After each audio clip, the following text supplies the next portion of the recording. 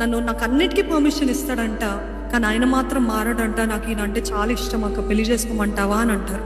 నాకు ఇంకా ఆన్సర్స్ లేవమ్మా, నీకు అంతా తెలుసు, బైబిల్లో నాదంతా తెలుసు, చీకటికి వెలుగుతోటి సాంగత్యము లేదు, అవిశ్వాసులకి విశ్వాసులకి జోడు లేదు అని అంత ఖచ్చితంగా దేవుని వాక్యం తెలియజేస్తుంటే మళ్ళీ చేసుకోనా, ఎందుకంటే it is your selfish desire at the end of the day. మళ్ళీ ఏంటి ఆ స్వార్థము, నేను చేసుకుంటాను, నాకు ఇష్టము, నాకు ప్రాణము, ఈ మాటలన్నీ నెమరు వేసుకుంటా ఉంటాను. నేను అప్పుడు అంటాను, నీకు నిజంగా నువ్వు ఇది చెప్పు, నీకు దేవుడు కావాలా, అతను కావాలా?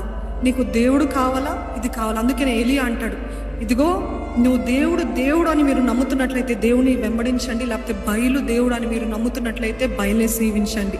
ఈరోజు మీకు కూడా సూటిగా అడిగే ప్రశ్న, అక్కర్లేని సంబంధాలు, దేవుడికి ఇష్టలేని కార్యాలు మీరు ఉన్నట్లయితే నీకు దేవుడు కావాలా, లేకపోతే ఇది కావాలా? Whom would you choose? You would say God, but is it there in your action? నిజంగా మీ వ్యక్తిత్వంలో, మీ ప్రవర్తనలో అలాగ ఉంటుందా? ఎంతకైనా తెగించగలుగుతారా?